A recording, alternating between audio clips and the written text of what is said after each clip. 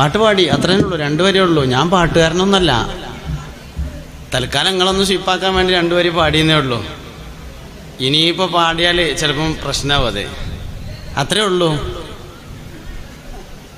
അത്രേ അറിയുള്ളൂ. പിന്നെന്താ ചെയ്യുക?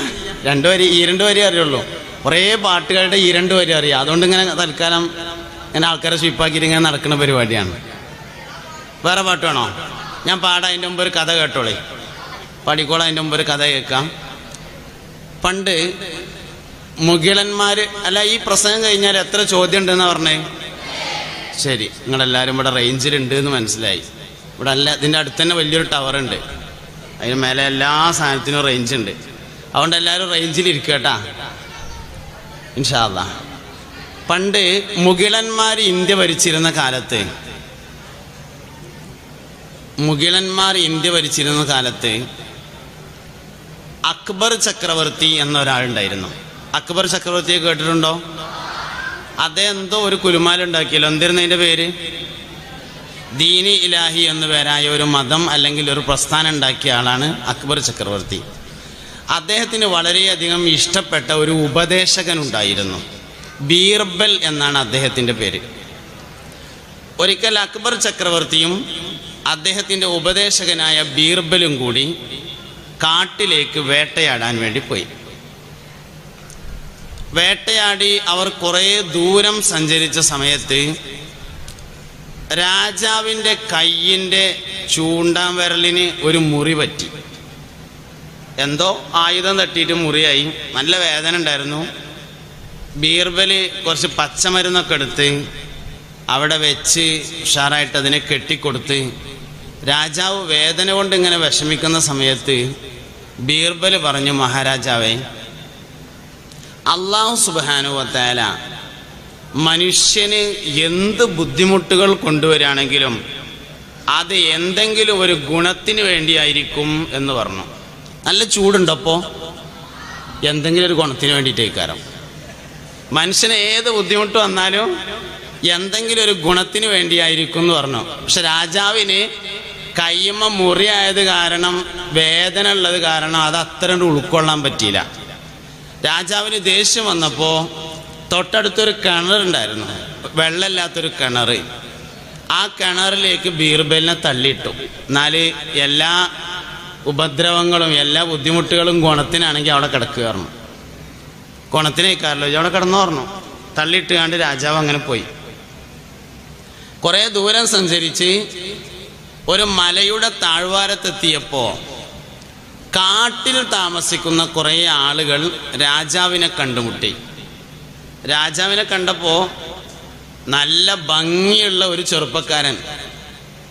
SBVൻ്റെ ആൾക്കാരാകുമ്പോൾ തന്നെ ഉഷാറാണ്, പിന്നെ രാജാവും കൂടിയാണെങ്കിൽ പറയും വേണ്ടല്ലോ. കോട്ട കൂടി ഇട്ട് നോക്കുമ്പോൾ സംഗതി നല്ല ഉഷാറുണ്ട്.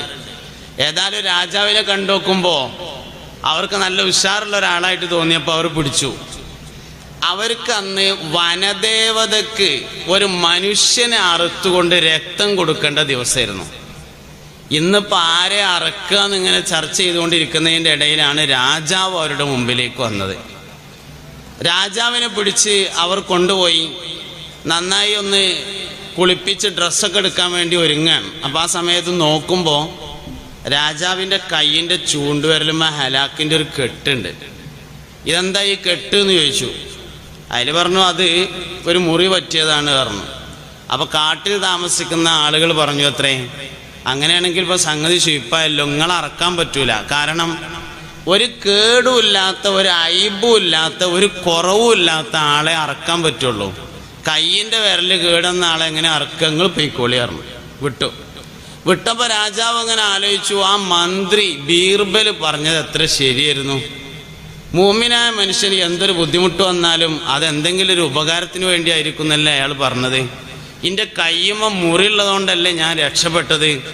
അതുകൊണ്ട് ഇനി അടുത്ത പരിപാടി മന്ത്രിയെ രക്ഷപ്പെടുത്തലാണ് എന്ന് തീരുമാനിച്ചു. അങ്ങനെ മൂപ്പര് പോയ വഴിയിലൂടെ അങ്ങനെ നടന്ന് കിണറിൻ്റെ അടുത്ത് വന്ന് വള്ളികൾ കൊണ്ടൊരു കയറുണ്ടാക്കി മന്ത്രിക്ക് ഇട്ടുകൊടുത്ത്, മന്ത്രി ആ കയറുമ്മ പിടിച്ച് കയറിയേക്കിന് രാജാവ് കെട്ടിപ്പിടിച്ചിട്ട് പറഞ്ഞു, മന്ത്രി, നിങ്ങൾ എന്നോട് ക്ഷമിക്കണം, ഞങ്ങളോട് ചെയ്തത് വലിയൊരു അക്രമമായി പോയി. മുഅ്മിനായ മനുഷ്യന് വരുന്ന എല്ലാ ബുദ്ധിമുട്ടുകളും എന്തെങ്കിലും ഒരു ഗുണത്തിനായിരിക്കും എന്ന് നിങ്ങൾ പറഞ്ഞല്ലോ. എനിക്കത് അപ്പം മനസ്സിലാക്കാൻ കുറഞ്ഞ പ്രയാസം ഉണ്ടായിരുന്നു. എന്നെ കാട്ടുജാതിക്കാർ, കാട്ടിൽ താമസിക്കുന്ന കുറേ ആളുകൾ പിടിച്ചു കൊണ്ടുപോയി. അവരെന്നെ അറുക്കാൻ വേണ്ടി ശ്രമിച്ചു. എൻ്റെ കയ്യുമ്മ കെട്ടുള്ളതുകൊണ്ട് ഒഴിവാക്കിയതാണ്. കഴിച്ചിലായി മന്ത്രി, നിങ്ങൾ പറഞ്ഞത് വളരെ ശരിയായിരുന്നു എന്ന് പറഞ്ഞപ്പോൾ മന്ത്രി പറഞ്ഞു, മഹാരാജാവേ, നിങ്ങൾ എന്നോട് മാപ്പ് പറയൊന്നും വേണ്ട. ഞാനെങ്ങാനും നിങ്ങളൊപ്പം പോന്നിരുന്നുവെങ്കിൽ, ഞാൻ ഈ കിണറ്റിക്ക് ചാടിയില്ലാന്ന് വെക്കുക, ഞാൻ നിങ്ങളൊപ്പം പോന്നിരുന്നുവെങ്കിൽ നമ്മൾ രണ്ടുപേരെയും അവർ പിടിച്ചു കൊണ്ടുപോകും. നിങ്ങളെ കയ്യുമ്മ കെട്ട് കണ്ടിട്ട് നിങ്ങളെ ഒഴിവാക്കുകയും ചെയ്യും, ഇന്ന ഒരു പിടിച്ചുങ്ങാണ്ട് അറക്കുകയും ചെയ്യും. അതുകൊണ്ട് ഞാൻ കിണറ്റ് ചാടിയത് ഖൈറിനായിരുന്നു എന്ന് ഇപ്പോൾ മനസ്സിലായി. മുഅ്മിനായ മനുഷ്യന് എന്തൊരു ബുദ്ധിമുട്ട് വരികയാണെങ്കിലും അത് ഖൈറിന് തന്നെ ആയിരിക്കും എന്ന് എനിക്ക് ബോധ്യപ്പെട്ടു എന്ന് പറയണ്ടായി. ഈ കഥ പറഞ്ഞതിപ്പോൾ എന്തിനാന്ന് ചോദിച്ചു കഴിഞ്ഞാൽ, സ്വർഗത്തേക്ക് എല്ലാവർക്കും പോണ്ടേ? സ്വർഗത്തേക്ക് പോണ്ടവരൊക്കെ ഒന്ന് കൈ ഒന്നിച്ച് കാണിക്കുമോ? അയ്യോ എന്താ കൈ, ഒന്ന് വീഡിയോ എടുത്തോട്ടെ, കുറച്ച് കഴിഞ്ഞിട്ട് താത്തിയാൽ മതി. എല്ലാവർക്കും സ്വർഗത്ത് പോകണം. അല്ലാഹു നമ്മളെല്ലാവരും സ്വർഗത്തിലാക്കി തരട്ടെ. താത്തിക്കോളി, കൈ താത്തിക്കോളി എല്ലാവരും. അയ്യോ, അങ്ങനെയാണെങ്കിൽ ഈ സ്വർഗത്തിൽ എന്താ ഉണ്ടാവുക?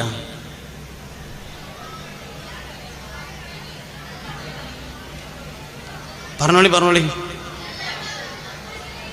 എല്ലാം ഉണ്ടാവും എന്ന് പറയാൻ പറ്റില്ല. ഉള്ളൊരു സാധനത്തിൻ്റെ പേര് പറയും. അള്ളാനെ കാണാം, ഹൂർലിങ്ങൾ ഉണ്ടാവും, ഉമ്മി വാപ്പി ഉണ്ടാവും, ഹൗദുൽ കൗസർ ഉണ്ടാവും,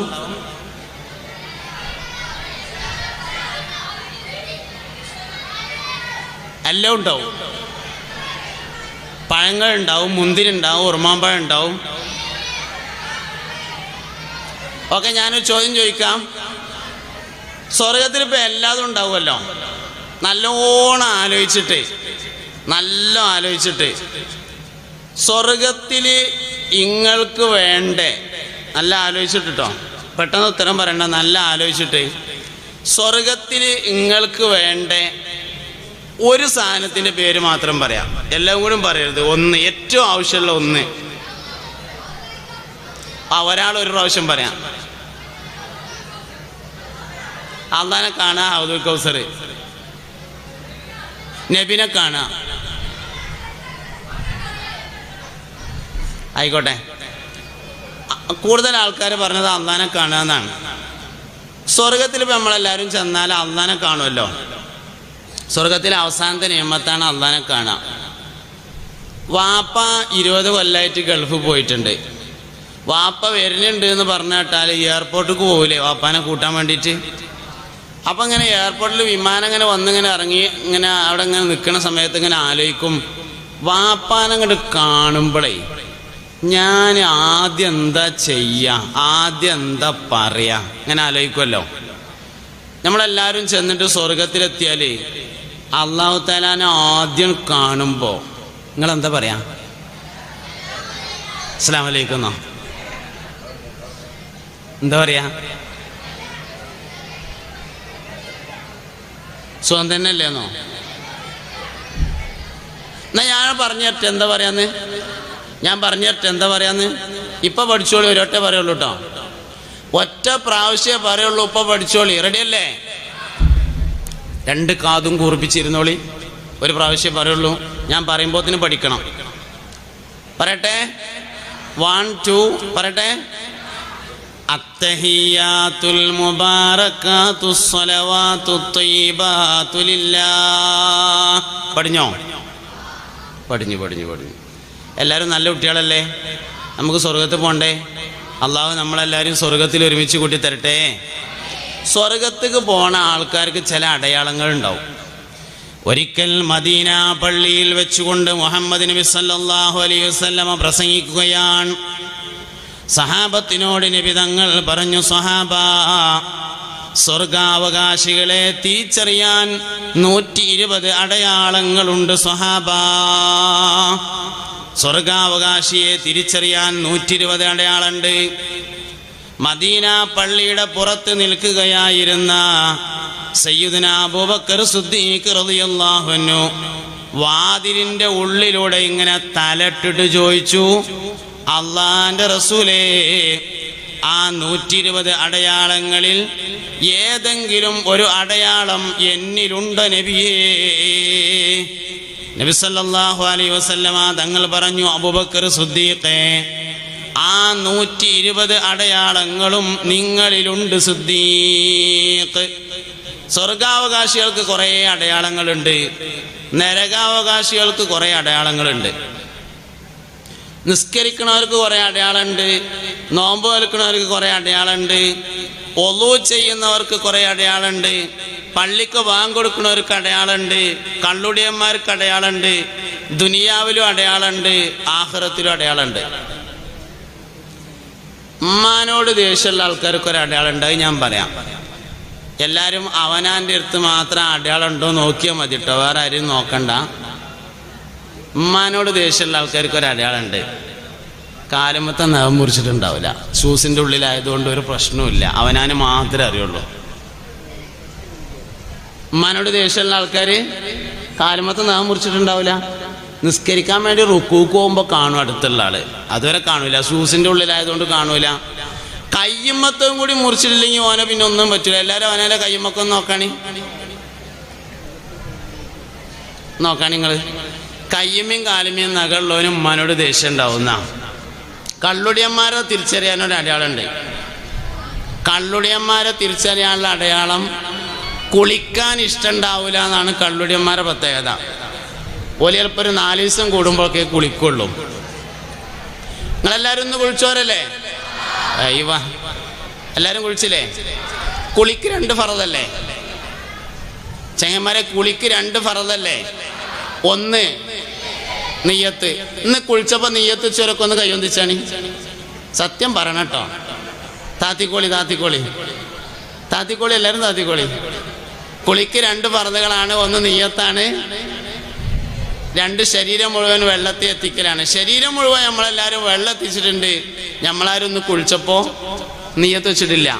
അപ്പം പണ്ട് ഉമ്മ പ്രസവിച്ച് കിടക്കുന്ന സമയത്ത് ഇമ്മ കുളിപ്പിച്ച് തന്നത് കഴിഞ്ഞതിൻ്റെ ശേഷം ഇന്ന് വരെയും കുളിച്ചിട്ടില്ല. കാരണം കുളിയാവണമെങ്കിൽ നിയ്യത്ത് വേണ്ടേ? ചങ്ങായിമാരെങ്ങളാരേലും പുടിയറ വെച്ചതിന് ശേഷം കുളിച്ചപ്പോൾ നിയ്യത്ത് വെച്ചിക്കണോ? ഇല്ല. നിങ്ങൾ ഇന്നെ വെറുതെ ഷീപ്പാക്കണ്ട. ഇല്ല, പണ്ട് ഉമ്മ കുളിപ്പിച്ച് തന്നതിൻ്റെ ശേഷം എന്താ നിയ്യത്ത് വെക്കുക? എല്ലാവരും വെക്കണ ഫറദിന് നിയ്യത്ത് വെച്ചാൽ മതി, പ്രശ്നമൊന്നുമില്ല. കുളി എന്ന ഫറദിനെ വീട്ടുന്നു നിയ്യത്ത് വെക്കാം, അല്ലെങ്കിൽ കുളി എന്ന സുന്നത്തിനെ ഞാൻ നിർവഹിക്കുന്നു നിയ്യത്ത് വെക്കാം. നിയ്യത്ത് വേണമെന്ന് മാത്രം. ഉളൂവിനെ പോലെ തന്നെ കുളിക്കും നിയ്യത്തുണ്ടായിരിക്കണം. എല്ലാ കാര്യങ്ങളും നിയ്യത്ത് കൊണ്ടാണ് ശരിയാകുക. നിങ്ങൾ ഇങ്ങോട്ട് വന്നത് ഉസ്താദിനെ പേടിച്ചിട്ടാ അതോ അള്ളാൻ്റെ ഇരുന്ന് കൂലിട്ടാനാ? കൂലി കിട്ടാനാണെങ്കിൽ കിട്ടും. ഓരോ കാര്യം നിയ്യത്ത് പോലെയാണ്. മീൻ തിന്നു കഴിഞ്ഞതിൻ്റെ ശേഷം, മീൻ തിന്നല്ല പെരേന്ന് ചോറ് കഴിക്കുമ്പോൾ, മീൻ തിന്നതിൻ്റെ ശേഷം അതിൻ്റെ മുള്ളൊക്കെ എടുക്കുക. മുള്ളൊക്കെ എടുത്തിട്ട് ഇങ്ങനെ കൈ പിടിച്ചിട്ട് ബിസ്മില്ലാഹിർ റഹ്മാനിർ റഹീം, ഞാനിത് പൂച്ചയുടെയും കോഴിയുടെയും ഭക്ഷണമാക്കുകയാണ് എന്ന് പറഞ്ഞാണ്ട് ഇട്ടുകൊടുത്താൽ പൂച്ചക്കും കോഴിക്കും ഭക്ഷണം കൊടുത്ത കൂലിട്ടും. നിയ്യത്തുകൊണ്ട് എല്ലാ കാര്യവും ക്ലിയർ ആക്കാം. നിയ്യത്ത് തെറ്റിയാൽ എല്ലാ കാര്യവും പ്രശ്നമാവുകയും ചെയ്യും. വിഷയങ്ങളുടെ എല്ലാം അടിസ്ഥാനങ്ങളെ മനസ്സിലാക്കുക എന്നുള്ളതാണ് പ്രധാനപ്പെട്ട കാര്യം. ഒരു കാര്യം പറയട്ടെ സഹോദരങ്ങളെ, സ്വർഗാവകാശികളുടെ അടയാളങ്ങളാണ് ഞാൻ പറഞ്ഞത്. ഒരു കാര്യം പറയട്ടെ, ലോകത്ത് മനുഷ്യന്മാർ ജീവിക്കാൻ തുടങ്ങിയ കാലഘട്ടം മുതൽ മനുഷ്യന്മാർ മുടി വെട്ടാറുണ്ട്. മനുഷ്യൻ ജീവിക്കാൻ തുടങ്ങിയ കാലം മുതൽ മനുഷ്യന്മാർ മുടി വെട്ടാറുണ്ട്. മുഹമ്മദ് നബി സല്ലല്ലാഹു അലൈഹി വസല്ലമ തങ്ങൾ വന്നതിന് ശേഷം ഏകദേശം 1500 കൊല്ലായി മൂമിനീങ്ങൾ 3 തരത്തിലാണ് മുടിവെട്ടൽ. ഒന്ന്, നബി സല്ലല്ലാഹു അലൈഹി വസല്ലമ തങ്ങൾ വളർത്തിയതുപോലെ വളർത്തുക. അതായത് മുഴുവനായും വളർത്തി 2 ഭാഗത്തേക്കായി വാർന്നിട്ട് പെരടിയിൽ മുറിച്ച് കളഞ്ഞ് കുളി കഴിഞ്ഞ് എണ്ണ തേച്ച് വാർന്നിട്ട് തൊപ്പി വെച്ച് അതിൻ്റെ മേലെ തലപ്പാവും. ഇതാണ് നബി സല്ലല്ലാഹു അലൈഹി വസല്ലമ തങ്ങൾ എപ്പോഴും ചെയ്യാറുള്ള രീതി. എന്നാൽ ഇടയ്ക്കൊക്കെ നബി സല്ലല്ലാഹു അലൈഹി വസല്ലമ തങ്ങൾ തൊപ്പി മാത്രം ധരിക്കുകയും ചെയ്തിട്ടുണ്ട്. അതുകൊണ്ട് ചുരുങ്ങിയത് അതെങ്കിലും വേണം. നബി തങ്ങൾ അങ്ങനെയായിരുന്നു സല്ലല്ലാഹു അലൈഹി വസല്ലം. കെട്ടിൻ്റെ ശ്രേഷ്ഠതയുണ്ട് തൊപ്പിയിലെന്ന് ബിഗ്യത്ത് 3-ാം ഭാഗമിൽ പറയുന്നു. ഉണ്ടായിരുന്നു നബിക്ക് തൊപ്പികൾ 3.